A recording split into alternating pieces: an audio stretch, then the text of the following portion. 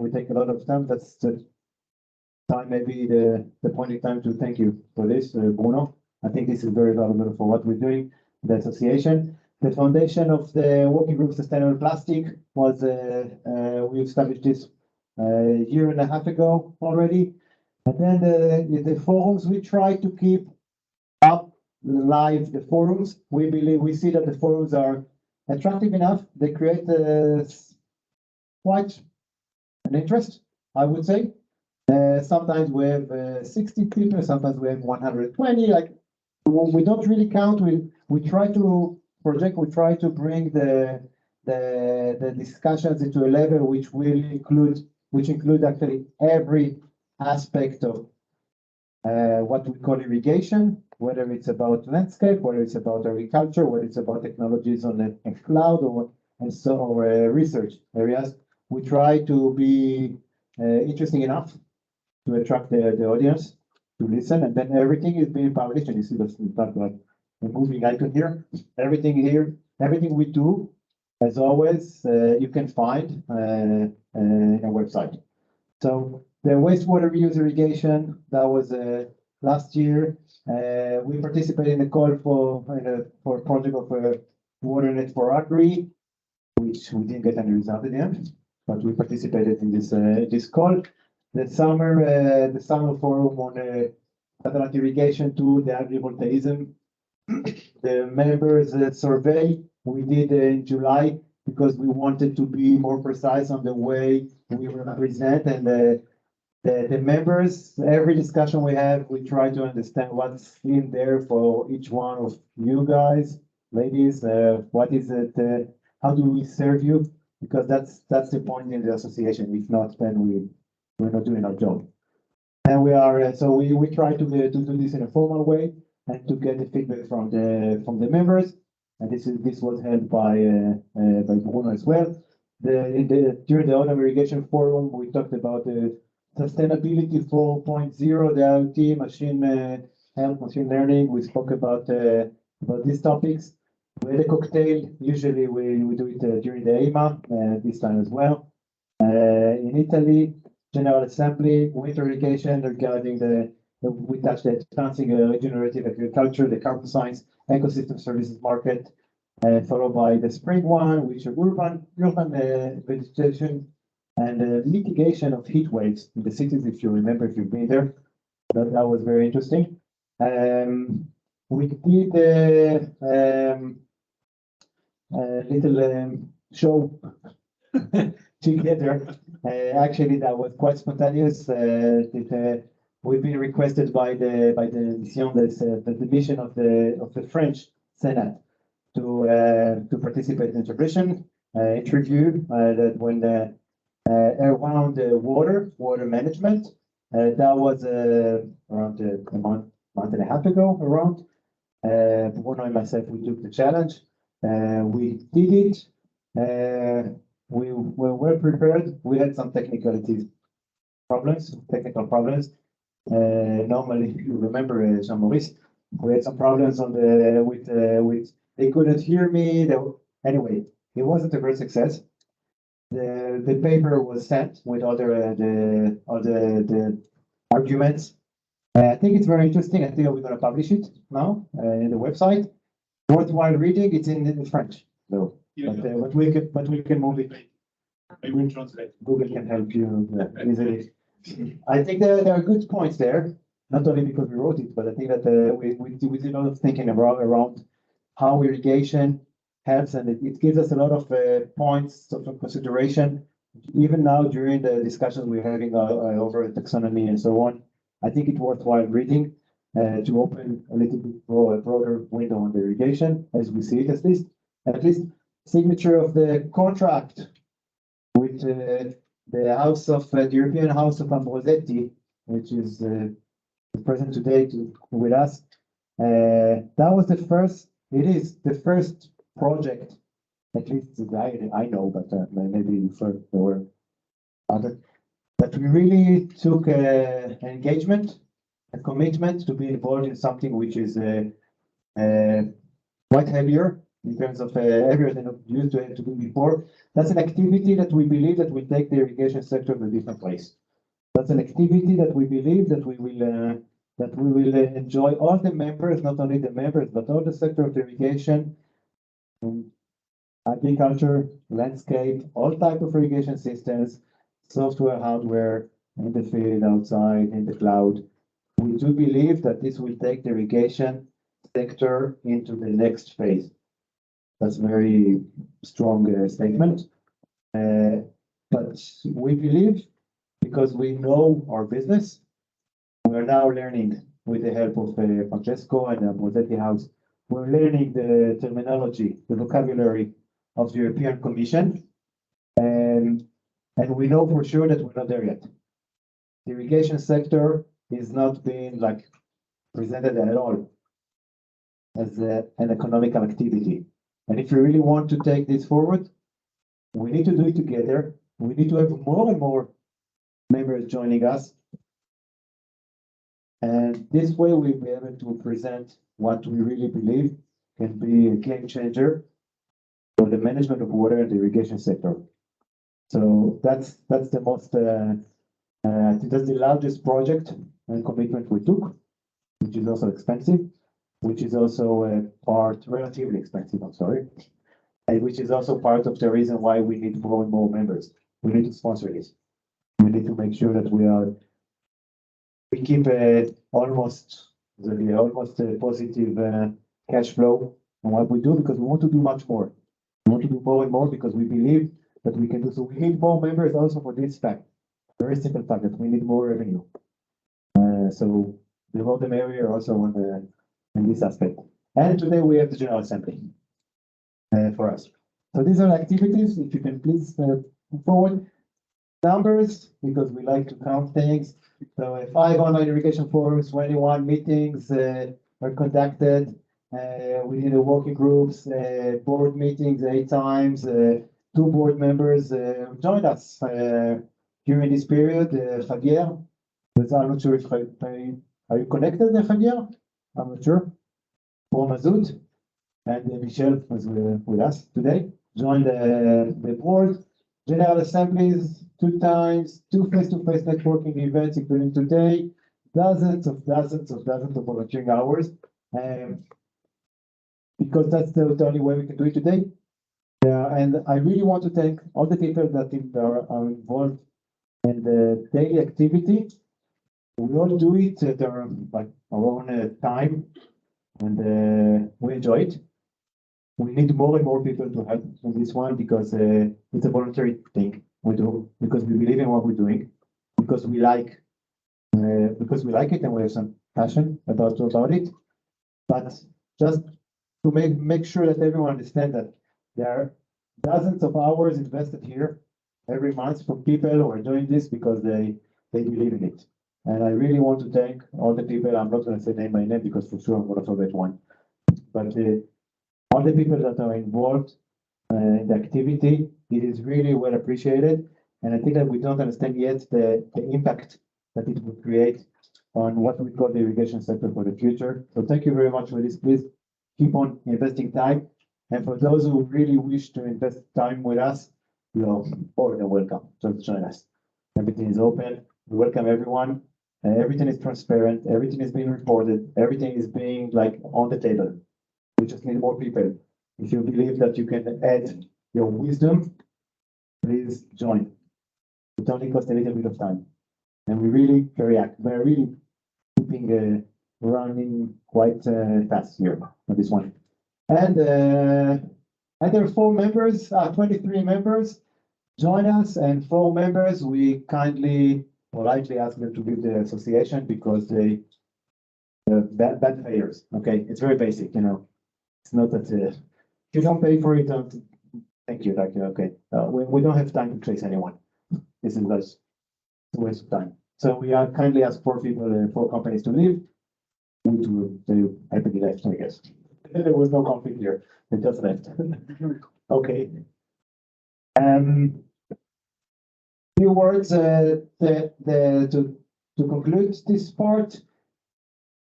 because we're going to talk a lot about the sustainability. We already understand that sustainability is a key word. And we need to explain what does it mean sustainability. I think that during the last year, if I was trying to conclude what I understand, we're trying to think about sustainability, urban and agriculture sustainability. What does it mean? We played a lot with this notion, with the notion of sustainability, and what does it mean for the sector? We started actually with talking about the customer behavior towards irrigation. We called it certification. We started talking about certification on how do we create a brand, irrigation brand, sustainable irrigation brand. So we started with Julia. We started communicating on the certification, and then in parallel we realized that there are two layers. It's not only about the customer behavior; it's also about the regulations. And we started talking about the taxonomy. And so I'm mixing these together because I think that these are the two main the direction that we're going to take. We're going to take how we make people understand that irrigation is part of the sustainability transformation as customers that consume the end product, and on the side on the part of what we call today the regulatory part of the taxonomy. So these were the points that we took this orientation in the way we did our discussions and way we developed the roadmap, and the result is what you're going to see today. That's it. I think that from my side, okay, I think that it's enough.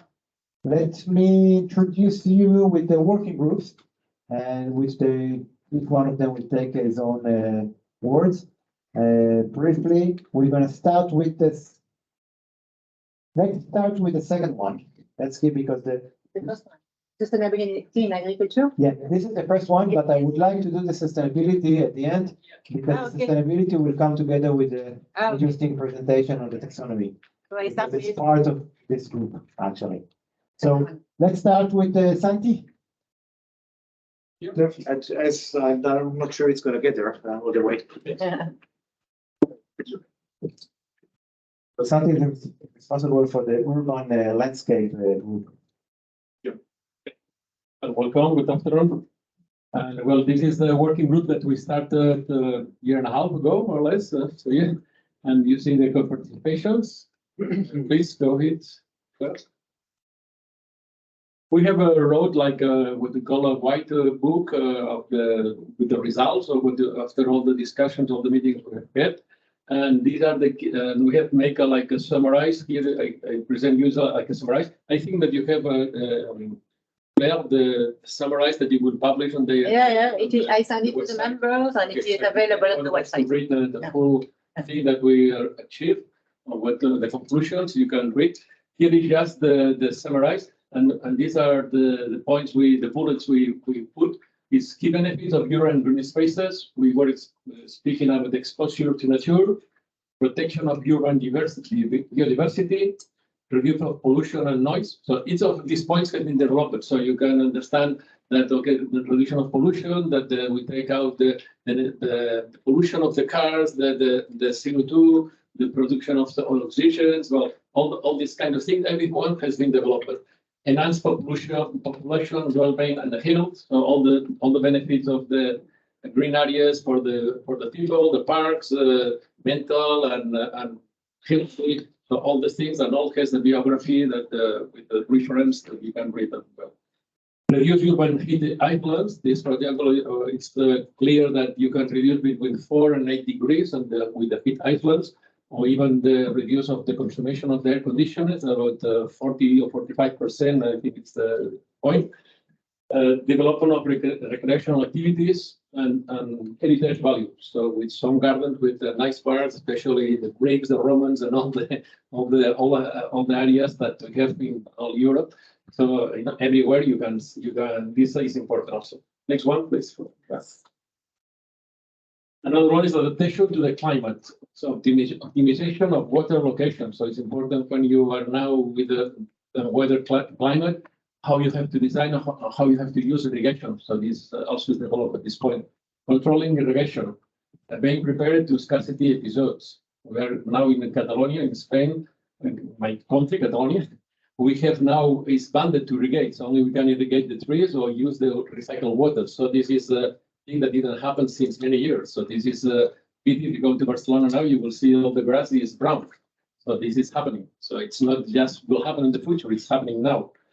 Adapting to low water uses and maintenance and retrofitting. So you have a lot of parks, public parks in many cities that the maintenance are terrible, or they change the nozzle, they don't mind which is the performance of the nozzle, if it's 5 meters or 8 meters or what is. So it's very important, the maintenance, as well as the retrofitting of the new products that are here on the market, and you can save water or be more efficient on the use of the water. Next one, please. Achieving better landscapes with less water, basics of irrigation systems efficiency. Water sourcing and water quality. This, as I mentioned, I think this morning, it's important the use of recycled water on or wastewater on the irrigation. That's the thing that is coming and will be improving in the future.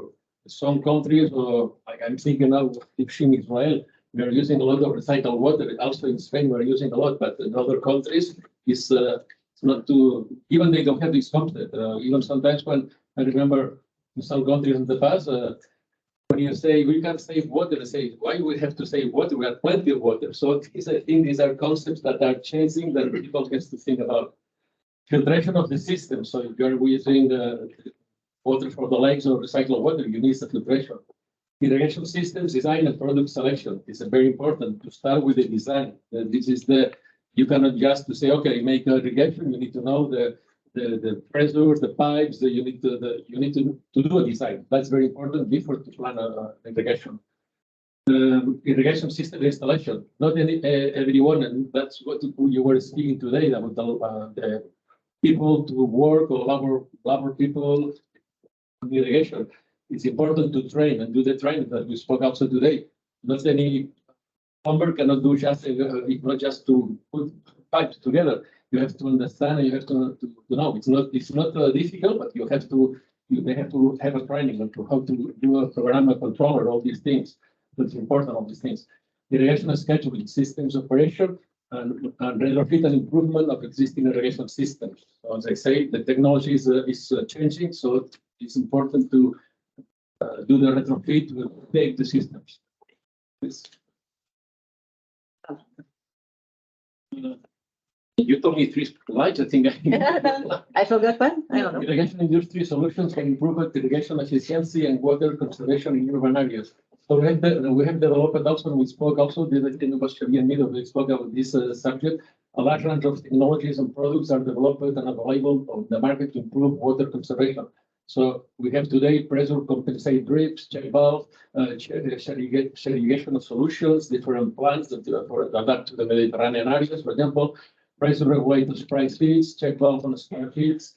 This is, for example, mandatory now in many states in America, and I think we will come sooner or later in Europe as well. Multi-stream, multi-trajectory rotated nozzles, massive precipitation nozzle, great nozzles. This is very important also. Rotor nozzles efficiency, rotors with pressure regulator systems, pressure regulation benefits and solutions for valve and flow sensors, smart controllers, controllers with flow management capacity and weather forecast adjustments. This is the newest technologies that a lot of people that we manufacture that are here we are producing. Multi-site irrigation management software and platforms, and weather and soil sensor. This as well as all the new technologies that we can implement on the existing parks, existing irrigations, and many cities that they can improve. Next one, please. And finally, solutions for big cities managing multiple green areas to simplify and optimize maintenance by using new technologies such as centralized and integrated systems, what we call smart cities or BMS. So benefits of centralized systems scheduling, benefits of system flow management, optimizing maintenance costs with central control systems, and improving water use of accountability through central control systems. So all these things is important because and now is we are using a lot is the future to use the smart cities. People and the municipalities can control all the irrigation, the lighting, the fountains, anything they can control, and they don't want to be in the cloud. So they have their own systems And in this way, they don't have the hackers. They have the big screens. They can control everything, and any link of the pipe or anything, it can be managed. And I think that's all. The next one. Oh, it's another one now. Yeah. Thank you. Okay, thank you. Thank you very much. Let me call Michel. Yeah. Do you want to add a few words about the standardization? Yes, So, do you want me to?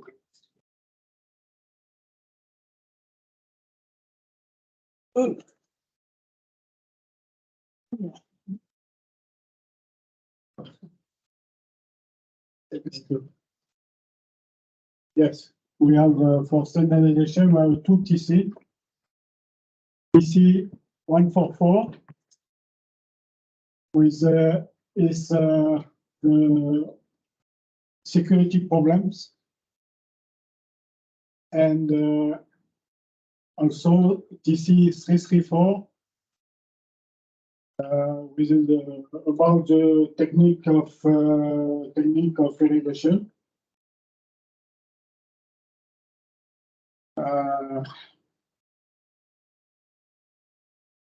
Now, for example, for TC 144 is when the material present an aspect of dangerous and when this material go in the road, national or departmental road, is to go from one field to another field. And this is a problem. This is a problem because normally it's necessary to have one car with a loose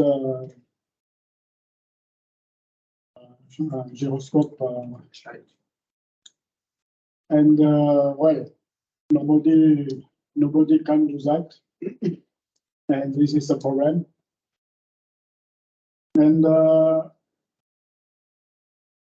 after we have the TC 334. The TC 334 is managed by UNE.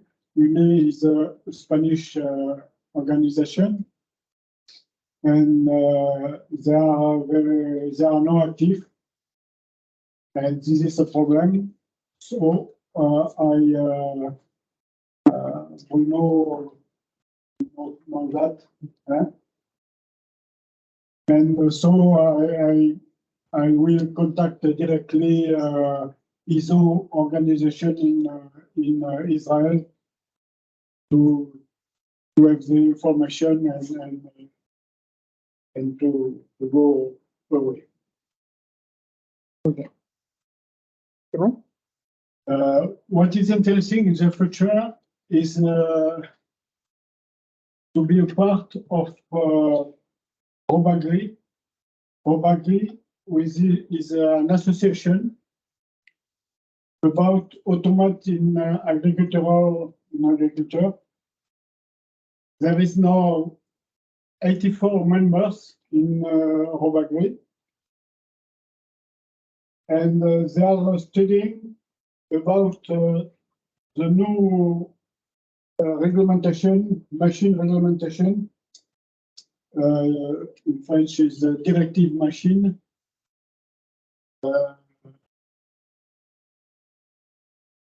Directive machine in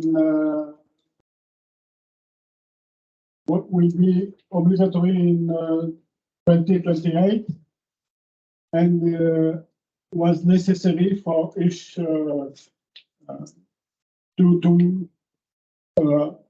the possibility to put the name to put the scent on the material of the machine, the new machine, to put scent. And if you can put scent, made in scent, it's possible to go in to sell or to buy in each country of Europe. If no, you cannot. So I think it's interesting to study this problem with robot. We discussed also for the irrigation robotic, for example, in the city, and we discussed about the camera,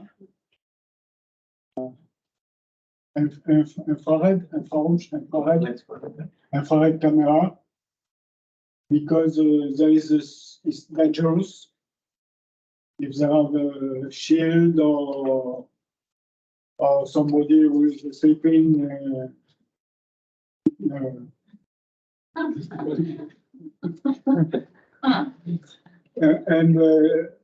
So we are working about to certify a kind of camera. Just one, not every camera, but just one to certify. Right. Okay. And well, after that, I have some discussion in Innovagri with farmers, and they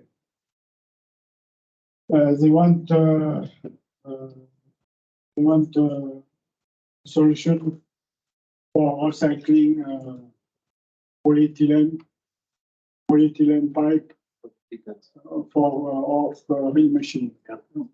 Is a big problem for us, because it's a very, the cost is very high. Yeah, noted.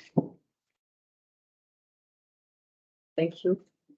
It's- Thank you very much. Thank you, Michel. We move to Damir. You want to take it from the sofa there? No? I should take it from the place.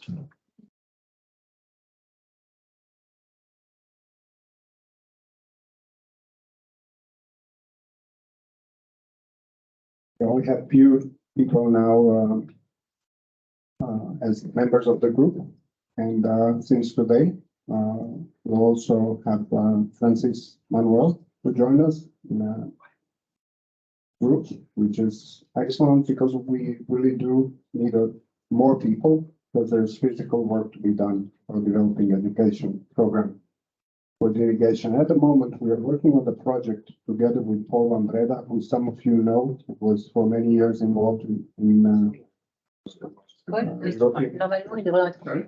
He's online. he's online. Yeah. You register. Hello, Paul. Are you sorry? Okay, okay. Paul has many years of experience in delivering irrigation training for the EIA. He has retired from his contracting work and has now is working as a consultant. He developed a training program which he's implementing in Belgium, in Flanders, which is subsidized by the government, where he's teaching irrigation basics to people who are involved in irrigation, but not irrigation professionals. So what we are working on with this is that the idea is that we use the training materials that he has developed. We translate them to English, we edit them, maybe do some modifications, and we use them as a base to organize a train-the-trainer course. The trainer course would be organized by the EIA for irrigation professionals, which can then deliver this one-day irrigation course in their own countries and in their own native languages to people who are bordering the irrigation industry, like, for example,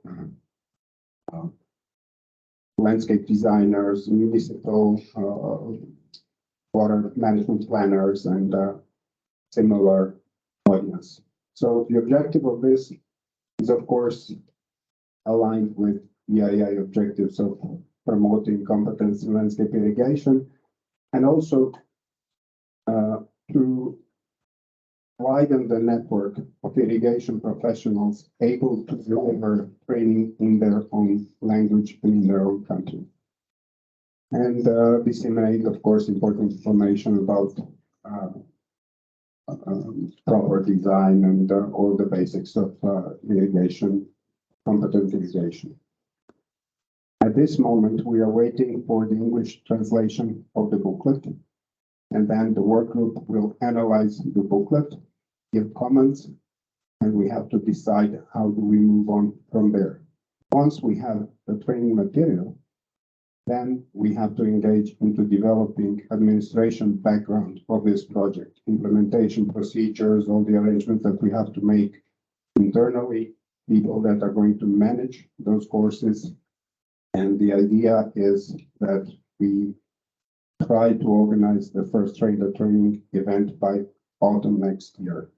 So this is the current status of the work group, and I would like to encourage anybody who thinks that can contribute to this to join us. Thank you. Very much. Now we're moving to the wastewater, right? Yeah. Shortly. Shortly. I appreciate it. Yeah, just a few words about the wastewater reuse working group. Well, it is a group that I have to admit that the group is not very active. Anyway, we have had 3 meetings, and I have disseminated a number of documents from the ISO, the EC 2283 or something like this, that is dedicated to wastewater reuse in agriculture. And well, I could say that most of the members were very interested in having the documents, but I didn't get any feedback.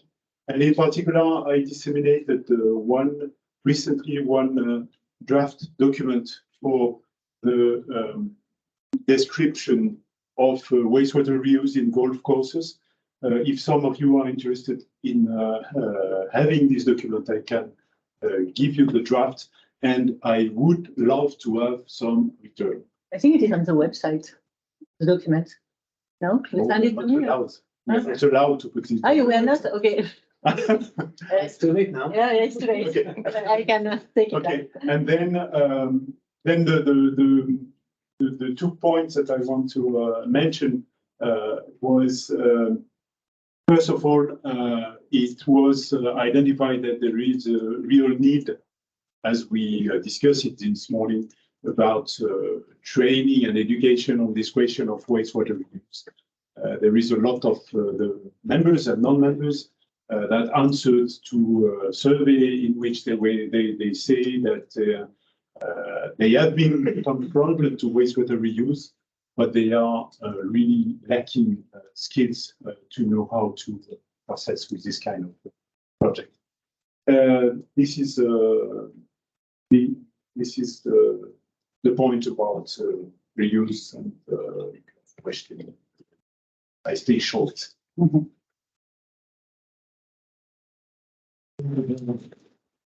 Okay.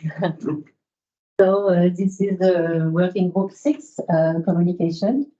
The vision of the working group is to pass the knowledge about water saving technologies, innovation in irrigation efficiency, and best conservation practices through the different communication tools I have at my disposition. To build necessary communication tools to promote all varieties of irrigation and to promote the activities of the association through web tools. So concretely, everything I'm doing for the association, I am sharing it with the members of my working group, and I ask them what they think about what I am about to do and what I should do better and improve. And so the main activities I am conducted for EIA since 4 years now. I am trying to increase the visibility of the association on the website and social medias. Now we have 3,000 followers on LinkedIn and 500 on Facebook, and it is growing. And I am also using Irrigazette magazine, and I am doing the promotion of EIA on the magazine and on the website of Irrigazette. Actually, we will soon redesign the EIA brochure in 4 languages, because we did that 3 years ago, and many things happened since then, and I think we have to do a new version. And I'm going to ask to the members, such as Judy in Italy and maybe someone in Spain for translation. They did it 4 years ago, and I will ask her again, Judy. Yeah. And I am also sending direct emailing to members, trying to keep them informed about our activities and events. So sometimes I repeat the emails. Maybe you receive many emails from me, but it's necessary if we have enough participants, and because sometimes you don't look at my emails, and because you have other things to do probably. But I am organizing and promoting the EIA events among members and non-members, 4 online irrigation forums. Moshi told you about that at the beginning of the presentation. And 1 face-to-face event per year, as this one. And it often during EMA show. When there is EMA show, we are often doing an event during EMA, because all irrigation industry key players are there, so it's a good opportunity. I am also having an editorial committee with the members of my working group for publication on the website. So I send them articles, and I ask them if they think we can publish them on the website, because we are really taking care that all the information is not commercial oriented. It needs to be oriented, it's very objective, you know, and you need to speak more about the technology than your products. I mean, this is the same thing for Irrigazette. And I am also trying to find new members. So I am looking for new members, and when they become member of EIA, I'm doing follow-up and welcome. So that's it.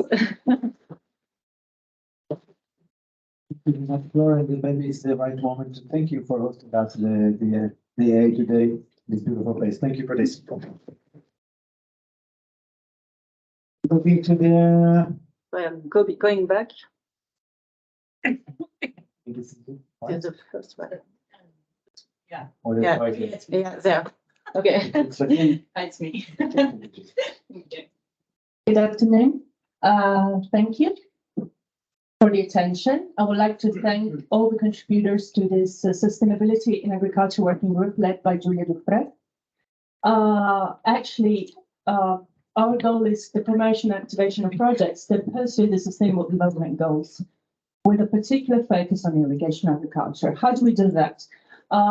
These are just 3 projects we think are crucial to represent the sustainability of irrigation as a whole, with specific focus on agriculture. The first one is certifying sustainable irrigation, second one, plastic recycling, and EU taxonomy.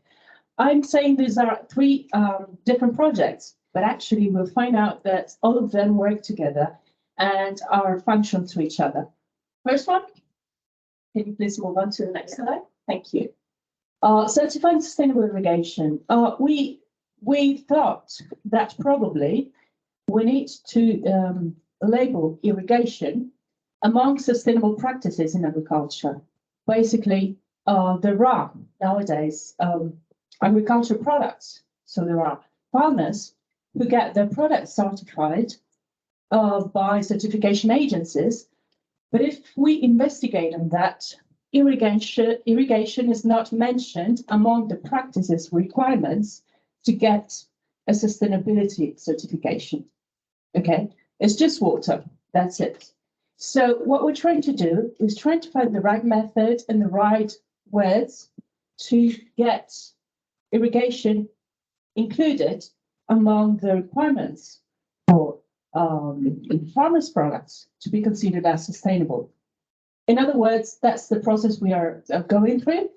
The first one is actually a bit hard, but we're trying to make the effort to do it, which is finalizing a definition, a draft definition we've done of defining sustainable irrigation as a whole. The second one is we will have to provide a definition of the irrigation priorities. We have to set some irrigation priorities. We'll start doing that. We'll make some surveys. We'll come up with water saving, energy saving, fertilizer saving, CO2 saving, emission uniformity. Saving is one of the keywords, as you can see.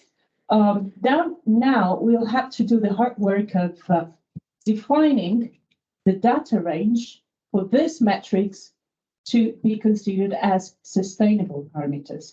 In this, we will come back to this with the taxonomy work, which in other words means what is sustainable water saving, what is sustainable energy saving, what is sustainable fertilizer saving, and so on. Once you've done this and defined this, we'll have to look for a certification agency. We had some discussions with different certification agencies. At a certain point, we'll have to choose one and talk to them. In other words, we'll have to train them.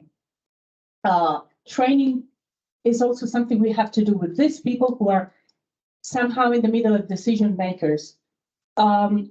Once we identify the certification agency, we have to work with them to define the requirements to be included in their checklist for farmers to have their products certified as sustainable, including irrigation.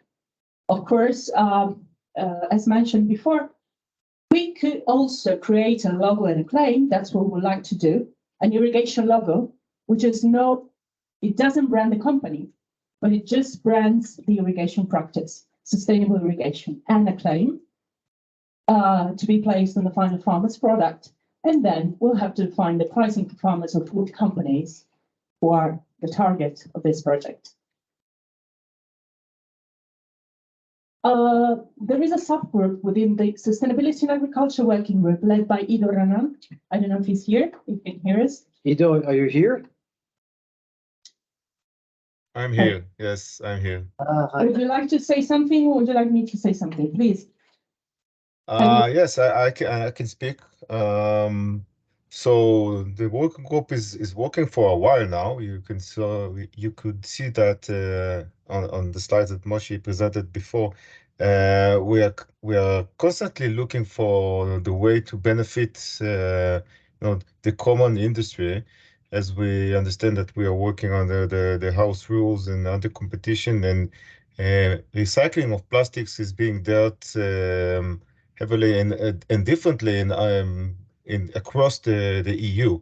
So we're looking for the common ground here. And recently we've exploring the way to give a solution for plastics and recycling of plastics in irrigation, which is not the straightforward market which we think of drip lines, but there are many other types of plastics in the agriculture, like accessories, valves, filters, and stuff that in terms of volume is not that big, but yet again needs a solution. And we would like to promote the responsible use of irrigation through giving a solution. So currently we are looking at cooperation with current collection schemes around Europe, namely the Agricultural Plastic Environment sitting in France. Soon, in the coming week or so, we will have a meeting with them, and then we will be able to understand better what are the opportunities.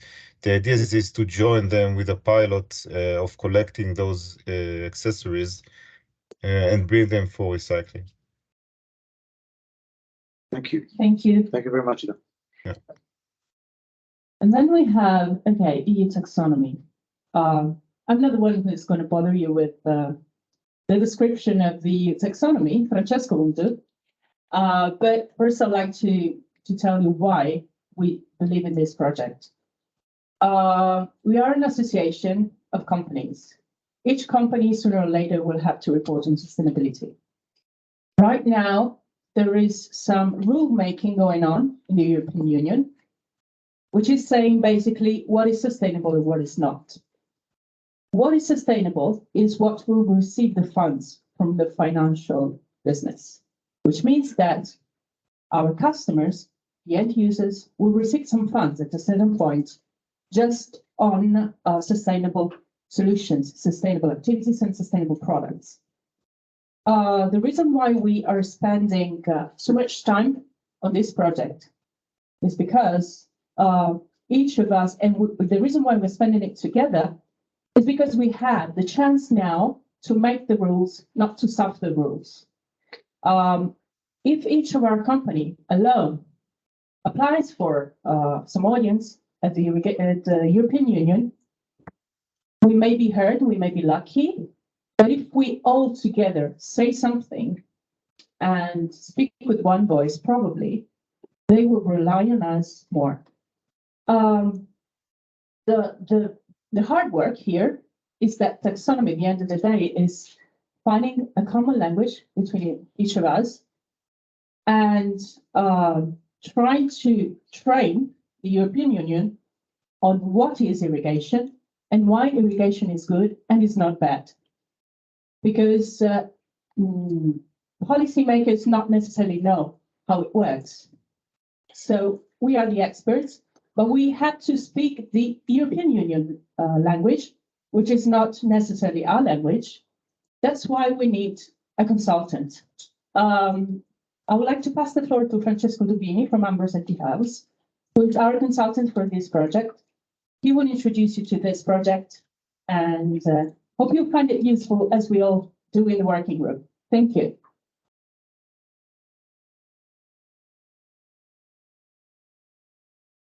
Ah, voilà. Ah, ça, mais Bruno, tu devais parler, non? Entre les deux?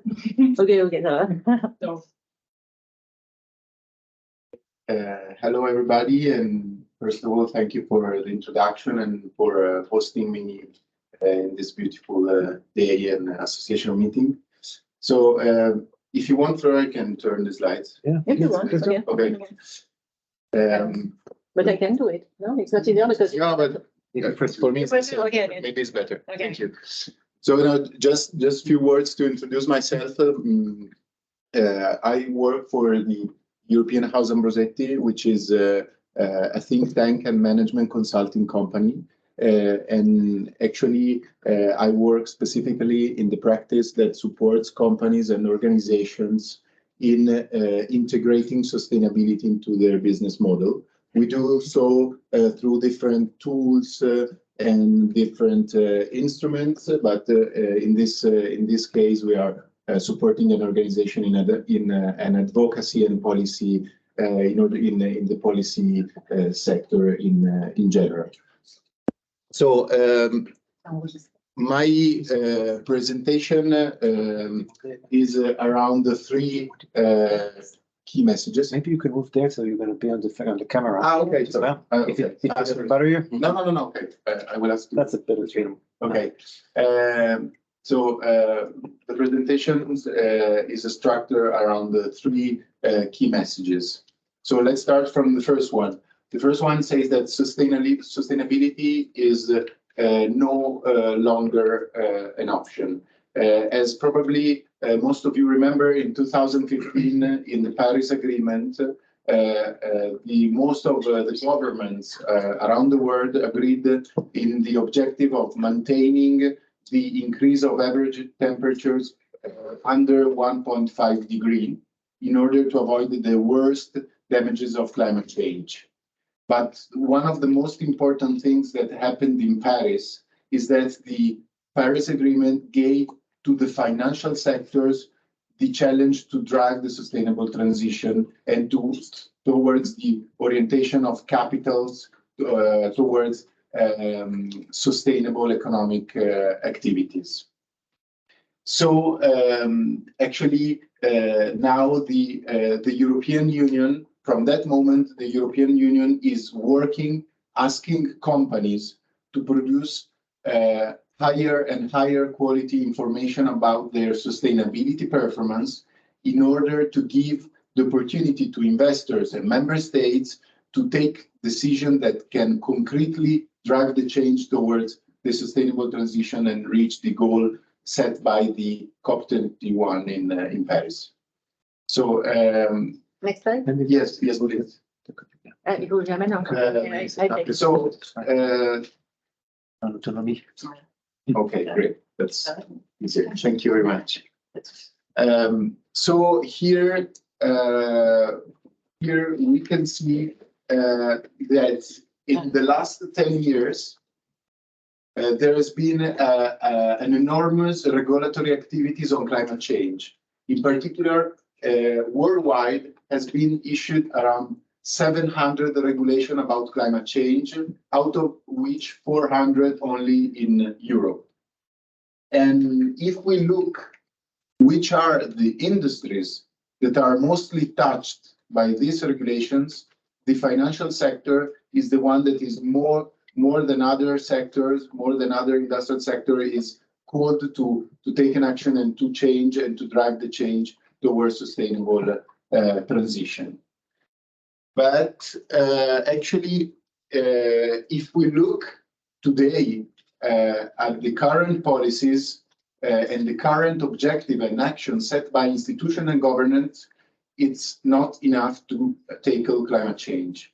In particular, if we look at this graph, if we look at the objective set by the Paris Agreement to limit the increase of average temperature under 1.5 degrees by 2050, today, if we do not change anything about our policies and our investments, we would reach an increase of 3 to 4 degree increase in 2050. So it's clear that it's needed an action both at the institutional, investor, and business level. So here rises the question: how many investments are needed to tackle climate change? And in particular, there is a 2021 study carried out by the United Nations that estimated that are needed $125 trillion to avoid the most dramatic impacts of climate change, and 32 are needed in the next 10 years. And here we can see where this $32 trillion should be divided in the next years among sectors, so electricity, buildings, agriculture, transport, and region, so Asia, Europe, and America. Just to give you an idea of how big is $125 trillion, imagine that in 2022, the global GDP was around $91 trillion. So just to give like a measure to compare these values. So how today investors are orientating their capital towards sustainable activities? They're doing so using an instrument that is called sustainability ratings, like the credit and financial ratings. But there is a problem because sustainability ratings do not work in the sense that their methodologies are different, are not public, and they gives to investors different informations about the sustainability performance of the same company. Okay, so if I'm an investor and I'm looking at the sustainability performance of one company, and I compare the results given by different sustainability rating agencies, I cannot choose because I receive different information. So it's needed in order to support the financial sector to drive their investments toward concrete and real and effective sustainable activities. It's important to give them more quality information. Today, the 58% of investors says that the quality of the information about sustainability performance of company is the biggest limit in order to start the decarbonization process. So here, this is the answer of the European institutions.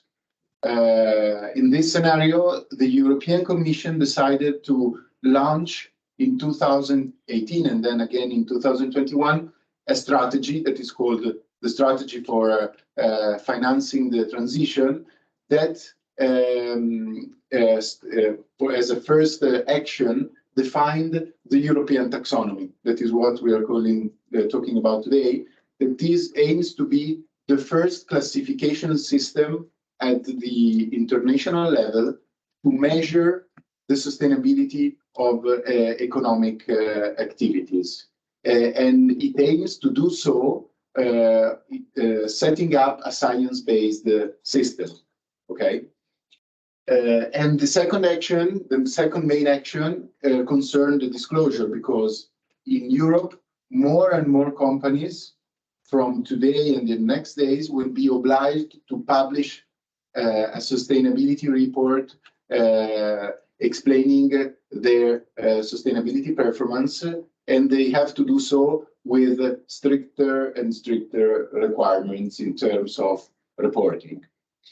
So, and actually, the European taxonomy is today and will be tomorrow the tool that the investors will use to orientate capital towards sustainable activity and integrate their financial evaluation with sustainability.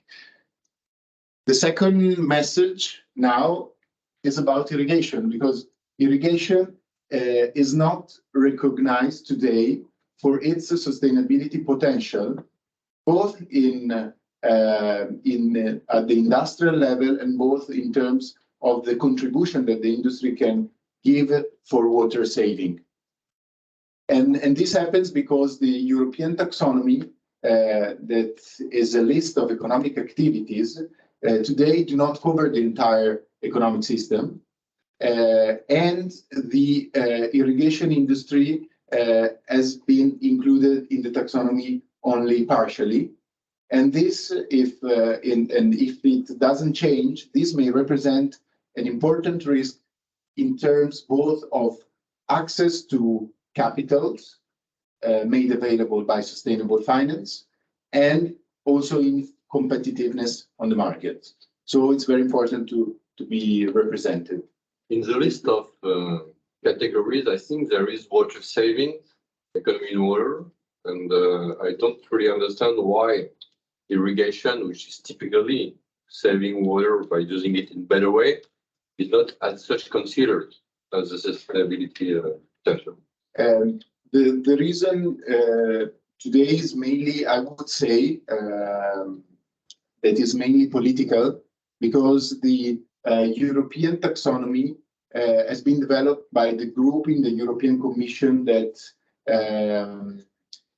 is called the Financial Stability Group, and at the same while this group was developing the taxonomy, the group that is responsible for the CAP or the PAC, in English the order, said that the taxonomy, the objectives of the taxonomy are in contrast with the PAC one.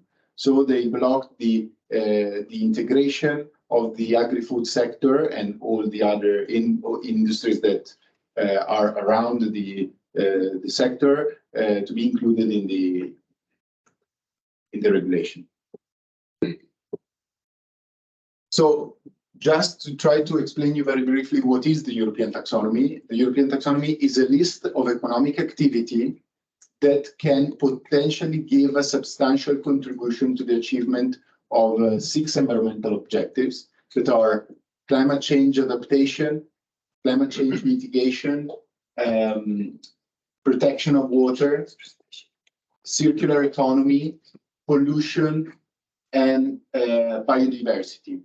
Okay, so it's a list of activities that can contribute to these 6 objectives.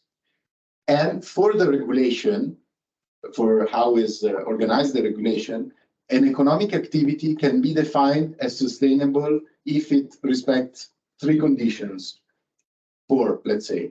The first one is that the activity is eligible, so it finds correspondence with at least one of the activity listed in the taxonomy. The second one is that this activity contributes and give a substantial contribution to at least one of these 6 objectives by respecting technical criteria. The second condition is that at the same time, this activity do not harm the other 5 objectives by respecting a series of technical criteria that are called do not significant harm criteria.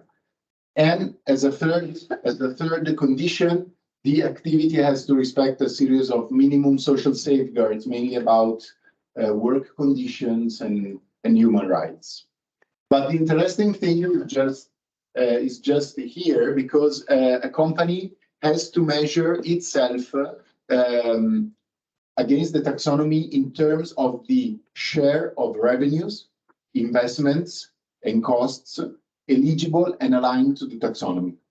These are the three numbers that the financial sector will ask to measure the sustainability of the investable universe.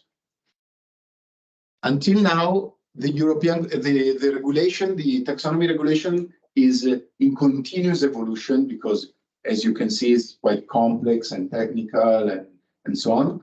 Until now, they have adopted around 156 economic activities for around 9 main sectors that are the one reported here. So transport, energy, manufacturing, buildings, water supply, and sewerage systems, and so on.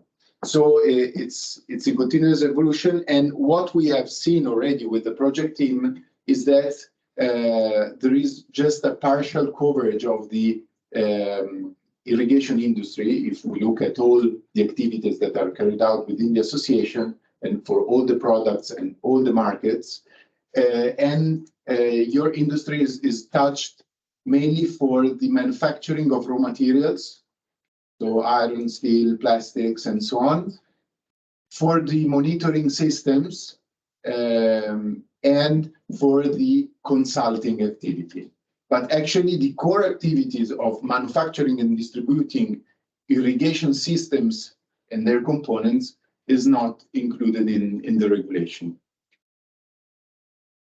So the third key message is that the association decided to take action in order to influence the rules. And so 1 month ago has been launched this project that has the goal of promoting with the institution a greater representation of the irrigation industry within the European taxonomy. And obviously this will give to the whole industry, but also to its member company of the association, the opportunity to seize the challenge of the sustainable transition, also on a business level, on a financial level. In particular, our project has 2 main objectives. The first one is to identify a series of recommendations, and with recommendations, we think about activities and technical criteria to propose to the institutions in order to be included in the taxonomy. And the second one is to develop a process guideline for all the member companies that voluntarily or not voluntarily, because obliged by the regulation, that wants to measure themselves against the regulation. And how we are doing so, in very super synthesis, doing 3 things. We are now very close to finish the measurement of the actual coverage of the European taxonomy with respect to all the activities carried out within the association. And we hope to finish this activity in June 2023. And from July to September, we will try to qualify sustainable irrigation. So with the technical inputs of our working group that we will see in a while, we will try to identify the activity and the criteria that we want to recommend to the European Commission to include in the taxonomy, trying to touch all the interests within the industry. So all the markets, all the products, all the services, and so on, trying to define just one language in order to define sustainable irrigation in all its different aspects and sectors. And the third activity is the voice of the industry. So once we will be ready, we will go to the institution to ask to change things and to try to valorize the sustainability potential of the irrigation industry within the taxonomy through the publication of a position paper and an advocacy activity. And then obviously for the future, there is the individual action, because we are doing so also for the single companies that in the future want to measure themselves against the regulation. How we are doing so, we structured a specific governance in order to lead the project. We have a project team that is composed by 8 people that has that leads the project. And then there is a working group that is composed by around 15 person within the association that has the responsibility to give us technical inputs in order to identify the criteria and the activity to propose to the institution. Then there is the steering committee that is composed by 15 people mainly from the board of the association that has the responsibility to validate the work. And we have also engaged an advisory board that is composed by around 3 external experts that are mainly university professors that will give us their opinion and their inputs about the technical contents of the position paper. And then here are the final key messages of the project. The first one is that with this journey, our hope is to give another opportunity to the sector in terms of competitiveness, because obviously this project is following the change, is following the regulation, is following the commitment of the institution to drive the sustainable transition in the economic system. The second one is that the hope is that in defining activities and criteria, we will be able not only to define sustainable irrigation, but also to identify the true essence of all the products and all the solutions that are developed and manufactured inside the association. And last but not least, this is the opportunity to create a common vocabulary that has to be understandable from outside also, because if it's too complex, the institution won't understand us. But it's the opportunity to understand all the activities that are done inside the association and to define a common language in order to measure your sustainability and the sustainability of all the activities that you do. So that's it. I don't know if there are any questions or interventions. I have one question. What is incentivizing the financial sector to finance in priority sustainable activities under the EU taxonomy? Because actually this is a chain reaction, in the sense that if I am an investment fund, for example, I am a private equity investment fund, and I say that I invest in companies following a sustainability policy, integrating sustainability criteria in my investment decisions, this investment fund need to demonstrate to its investors and banks, and we go up until multinational banks, in the sense that if we look at the multinational development bank, I think about, I don't know, in Italy, Cassa Depositi, or I don't know. They decide to give money to financial actors if they demonstrate to apply this kind of rules and criteria when they integrate sustainability. So it's a reaction chain that goes from companies up to the main investors, and also to member states. For example, in Italy, after COVID, there has been a national plan for resiliency and to launch the economy, and all the financial lines have been integrated with the criteria of the taxonomy. And according to your experience, what are the chances of being accepted after delivering the paper?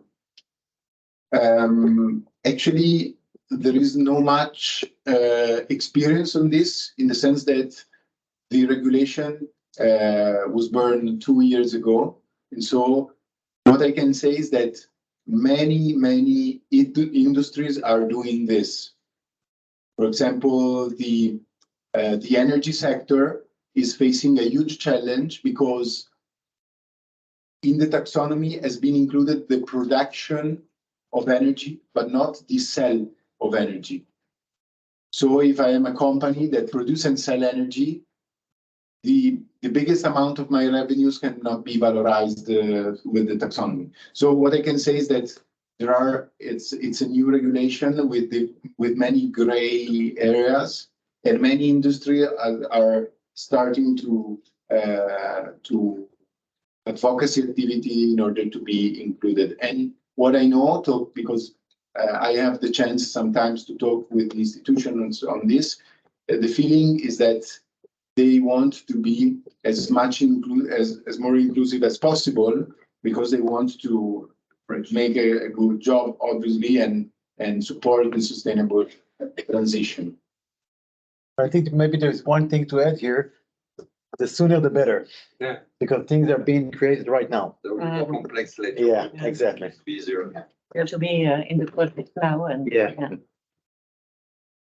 Great. Questions? Yeah, maybe you can just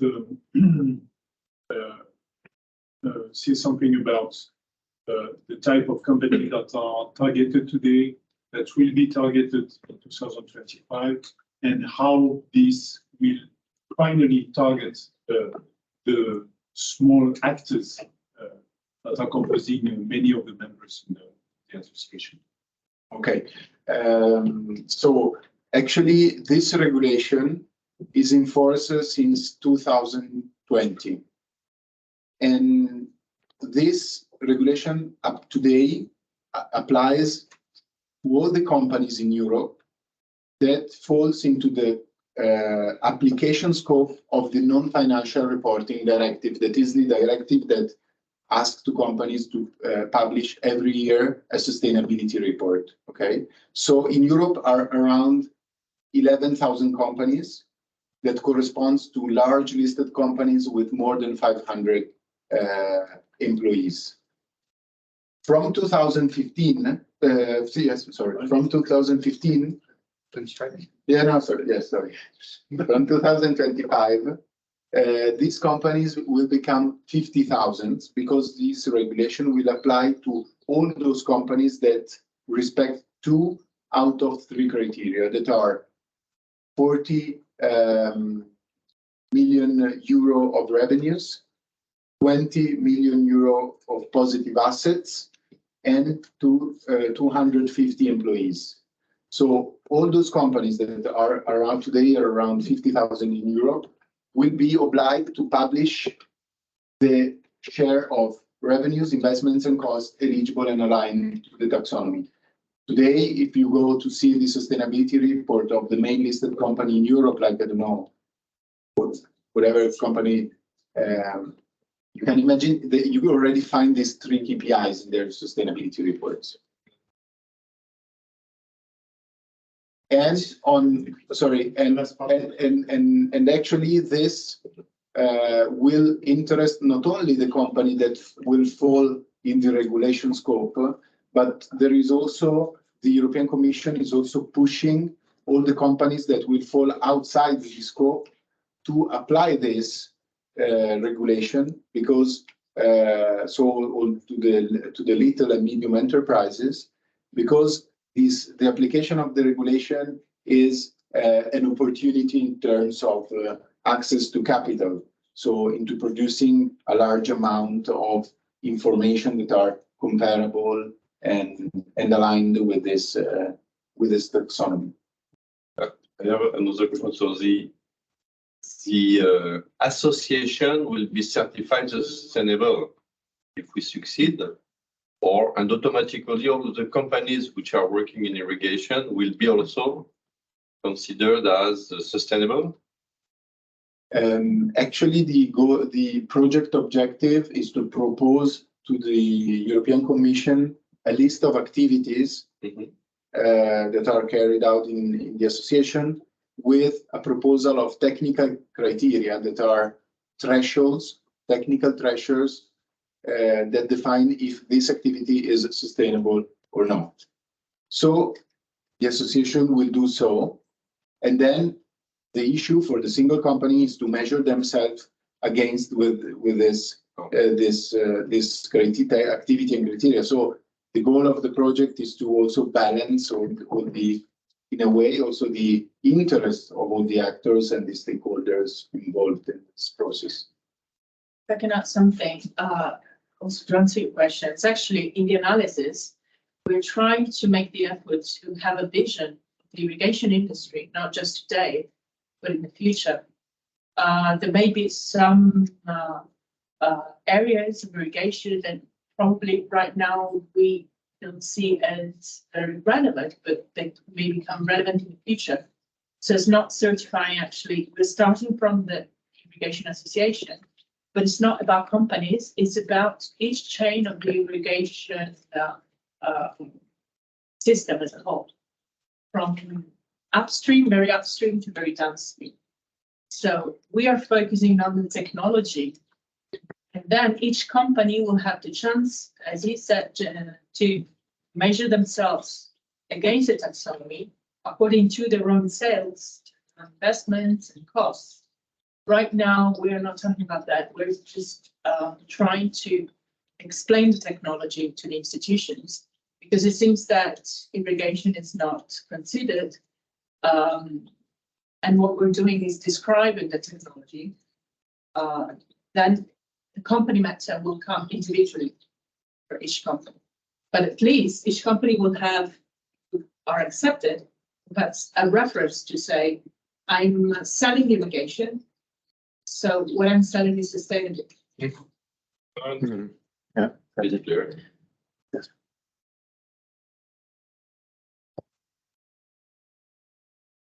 Good. Any more questions? Or we good?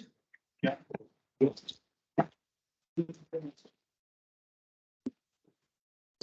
Thank you very much for the presentation. There is a lot to say here. I'm not going to take the time now to say all these things, because we're going to have more time. Just the main message is that we're there. There's nothing to do about it. We just need to learn it, and we need to get in line with what's going on. Please pay attention. This is the right moment for each one of you to join and to influence. We are doing a lot of work around the classification, and we try to include every one of us in the taxonomy and the definition of what does it mean irrigation. Do we start with the stockage of water up to the roots? Do we the filtration, the valves, the IoT, everything here? So please pay attention to this. If you want to influence, we're trying to get the wider representation that's possible, to include all the sector of the irrigation inside, agriculture, landscape, technologies from A to Z. So if you want to do it, join us. Anyway, we keep on updating, and thank you very much again for the team effort on this one. Let's move to the voting part. That's the most exciting one that we need to take now. So Olivier, are you still with us? Yes, I am. Provence calling. All right, so you want to take the lead on this one? Sure. Thank you. So you want me to present? I think that the presentation is running. Yeah. If you can see the screen, so we have so Flo is running the presentation. Okay. So we'll start with the financial matters. So Fleur, if you can move to the next slide. So this is one of the two slides related to the financial report for 2022. I think what really to be noted is that on the side of the revenues, there was slightly less than budgeted, presumably because there were slightly less members hired than originally foreseen. On the other hand, that slight under result with the revenues was compensated by costs that were also slightly less than budgeted. So this resulted in a balance of around 3,000 euros, 2,909 euros to be precise, which is roughly in line with what was budgeted, because the budget was a loss of more or less 3,500 euros. Maybe one word if I can add on this one. It's very simple budget.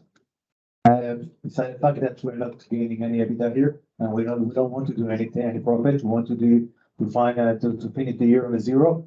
The expenses we have, the three main expenses: the communication activities we're doing, the advisory activities we're doing, and the Galim activities we're doing, representing us in a pre-exam. And these are the main things.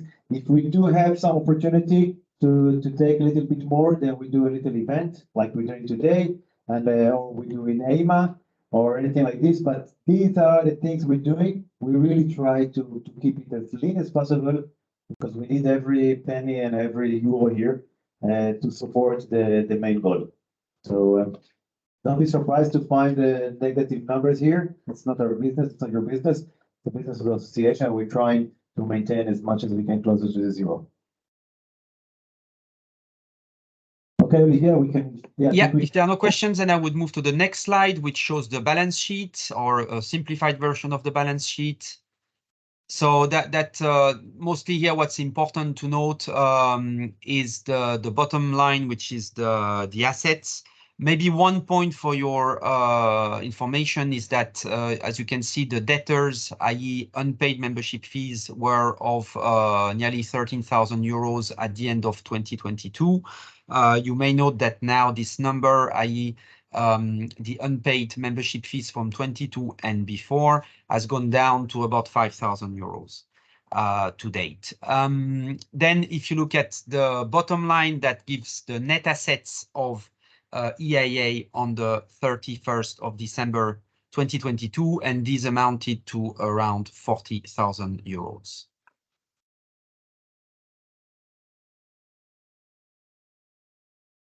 So now, if you can go back, please, Fleur.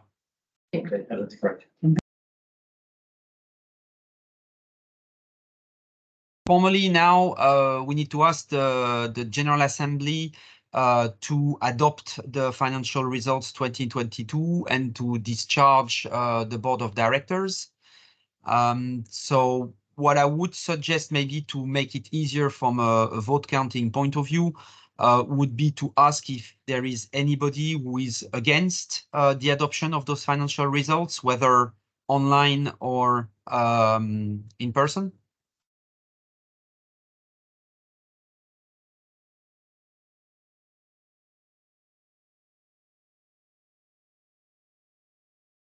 Fleur and Moshe, I will ask you to be my eyes there, because I don't think I will be able to record. For those online, the easiest way is probably to raise your hand if you have when you're voting.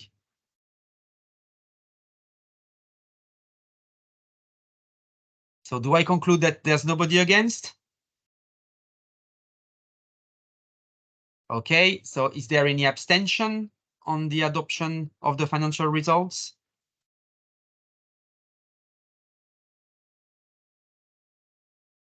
Okay, so then I think, unless I'm told otherwise by you, Moshe, but I think that we can consider that the financial results 2022 are unanimously adopted.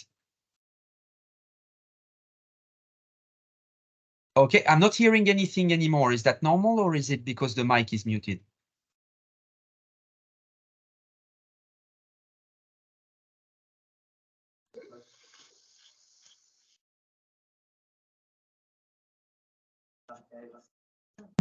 Maybe I heard something here. No, it's okay. Now it's Okay. working. Okay, so now we would. Okay, good. I thought it was very strange that suddenly everything went silent. So there was something with the sound. That's very attentive. All right. Oh, all right. So moving to the budget 2023 that is proposed for the adoption by the General Assembly. What is to be noted here is that there is a planned revenue increase compared to 2022 of about 10%. So moving from around 75,000 euros to 82,500 euros. On the other hand, the expenses are expected to be stable. So that results in a budget with a positive balance of 3,762 euros.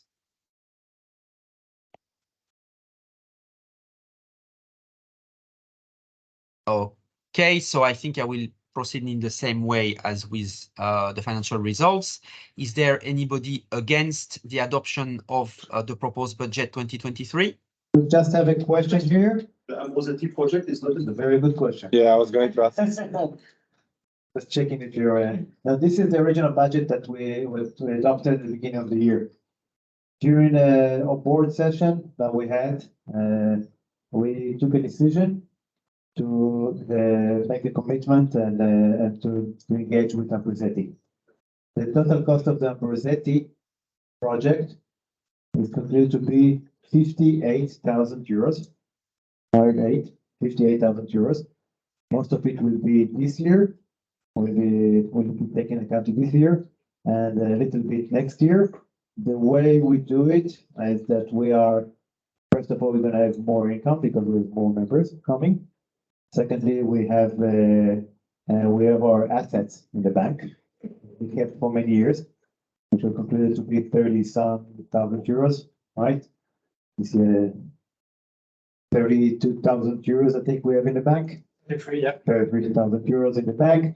And at the end of the day, we will need to reach around between 5 to 10 more members to join the association to help us to cover this. Hopefully with the rate we have today, and I think that part of what we're doing is the promotion of the association with this project, we will be able to recruit more members. You are more than welcome in helping this team to recruit more members and to call your friends, colleagues, and so on. And our commitment is to be balanced at the end of the year, in terms of, at least in terms of cash flow. We still lack a little bit, but yeah, but this is that's what we call the forecast. That's the updated budget. This was the budget that we approved at the beginning of the year when we launched the year. Thanks for the comment. Any more comments? Olivier, you can, yeah, I'm sorry, there is another one. You increased a bit the fee for the year or not? We didn't change the fees for the year. No, the decision was to keep the same fees with a larger amount of 10 members. But to finance this project, you want to consider maybe increasing slightly just to finance part of it? Maybe we can existing members. We can start the 30% discount for the newcomers. For the newcomers. Yeah. Yeah. I think it's not a problem for that. Yeah. In the board meetings, we discussed also that we could, in case we would need it, either increase the fee for all of the members or some certain categories, or create at some point to be brainstormed other categories, platinum, gold, or whatever, which anybody could apply, and then define what are the counterparts for those platinum, gold, or whatever, for those few. But it's not necessary at this stage. You can during the year if necessary. Yeah, it's a good discussion. We're going to have at this time the simulation that we're having is show that if we continue with the rate of newcomers and with the same member fee, Number 63, we're gonna hit the target. We take this into account, maybe we can change it. Okay, Olivier, or any more questions or comments? Olivier, I don't want to take your place, so you can ask the question if anyone is against. Are you still with us, Olivier? Yeah. So then if all the questions have been answered, I will ask the same question as earlier. So is anybody against the adoption of the proposed budget?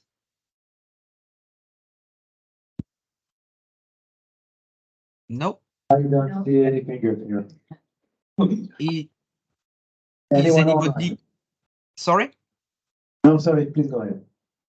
Is anybody abstaining? No fingers. Okay. Then I think we can consider the proposed budget as unanimously adopted, and I will add, of course, in the minutes, a note on the Ambrosini project and its financing. Thank you. Good. So we can move to the next and last item, which is the EIA articles of associations. Actually, this is an item that is coming back. It was already presented to the General Assembly back in November, but at the time the quorum was not met, so the General Assembly was not able to take decisions. It is the case now, so we can put it back on the agenda. I will just present quickly why and what it's about. Everything has been distributed, I believe, quite a few months ago, so happy to answer questions if there are any. But I will not go through each and every modification as they have already been made available to the membership. So why are the EIA articles of associations or statutes modified? For one main reason, which is that there is a new Belgian code for associations and companies that enter into force a couple of years ago, and that requires any legally established body, companies or association to adapt its statutes to make them compliant with the new rules. So that's something that all the associations in Brussels have to do, and they have to do by the 31st of December 2023. So within this revision, 3 objectives were pursued. One was to address some missing provisions, so that were not in the statutes and that legally have to be in the statutes. So, for example, on the competencies of the General Assembly or clarification of resignation deadlines for members. 2, to better reflect the current operational working of EIA. So have an update of its working procedures and delete some existing governing bodies like the Comité des Sages. And finally, to clarify and align the voting rights according to the membership categories. So these changes are then explained in the following slide. I would just ask you, Fleur, to move to the next one because there's an important piece of information there. So this is about the process. Of course, that was from last year, planned with the assumption that the statutes could be adopted by the General Assembly in November. That didn't happen, so that puts us that has delayed the process by 7 months. So we'll have to try and catch up with that to be in time with the legal requirements. You may note that formally the modification will require the intervention of a notary. Notably because there are some modifications of the provision related to the powers of the General Assembly, which are required by law. So this is something that will have to be done later in the year. The next slides are explanations of the different types of changes. Given that we're already 15 minutes over, I don't know if it's terribly necessary to go through them one by one. I don't know, Moshi, what you think? I think that people will be, they're reading it while we're talking, so we can continue. I think it's okay to continue. You want me to read them then? No, I think it's okay to continue. People are reading it. like Okay. directly. Okay, so then in that case, what I would just ask the General Assembly is if anybody is against the adoption of these amendments as they are proposed.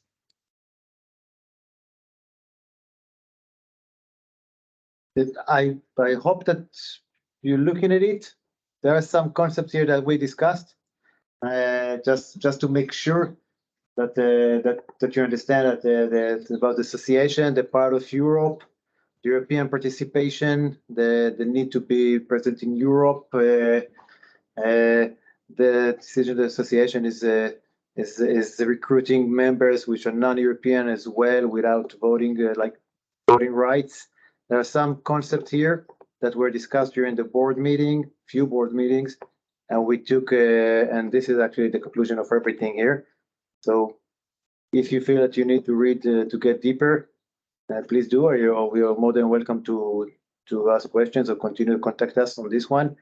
At this stage, does anyone has anything to add, any comment, or does anyone is against the adoption of the article? We don't see, Olivier, any objection here. Anyone on the online which would like to comment, to object? We good? So I don't see any objection here. Good. Then we can consider that the GI has adopted these statutes. So the next step will be to get in touch with the notary and see how we can proceed with the formal adoption, and then to be in line with the legal requirements in Belgium. As far as I'm concerned, that concludes my intervention. Thank you very much, Olivier. Intervention, I'm sure have ongoing help. So I think that at this point, what is this? I think what's the same topic. All right, any question, comment from your side? We're already 15 minutes late. I apologize for this. It was quite intensive. Any comments anyone would like to add? Any comment or question to this forum, to the General Assembly online? Anyone wants to join? To open the microphone? If not, first of all, I'd like to thank you very much for this, for being with us through the day and through the year, the association, and through this General Assembly. And the General Assembly is closed. Thank you very much. Thank you. For those of you who are physically here, the restaurant will wait for us for the first apéro is at around 7:30. It takes, as I just checked it now, if you don't take the toll road, it takes 38 minutes. If you take the toll road, 32 minutes. All right, so take into account that it's around like 40 minutes, all right? Now, but the traffic is heavy now here. So around 30-35 minutes. I really hope to see you all in a few minutes over there. The address is a very good question. No, but we publish the address everywhere, so I can give you. If you don't have the address, please pay attention. Maison, it's called Maison Bistro Grandoise. It's not the Chateau Grandoise. There are two different places, because I know, because I've been there a few times, and then half of my people were waiting on the other side. It's a bistro, Maison Bistro Grandoise. Okay? And it's supposed to be around 35 minutes in the car. 43 now. And if someone needs a ride, I have my car with 7 seats here, if you'd like. Yes, the beautiful guys over there, yeah. Good, so you can join me, no problem, and I promise to take you back later on to Aix. If I can join you, yeah. So I've got like altogether 7 places. But to the center, let me know. I'm just leaving from here directly. You want to go to the hotel? Or? Does anyone go now to the center of Aix-en-Provence? I'm going too close to the center, yes. So if not, so I'm gonna be leaving. For those of you who would like to join me, I'm gonna be leaving here like in around quarter to 7. All right? So I'm gonna wait for you here. We're gonna stay here. Yeah. Okay?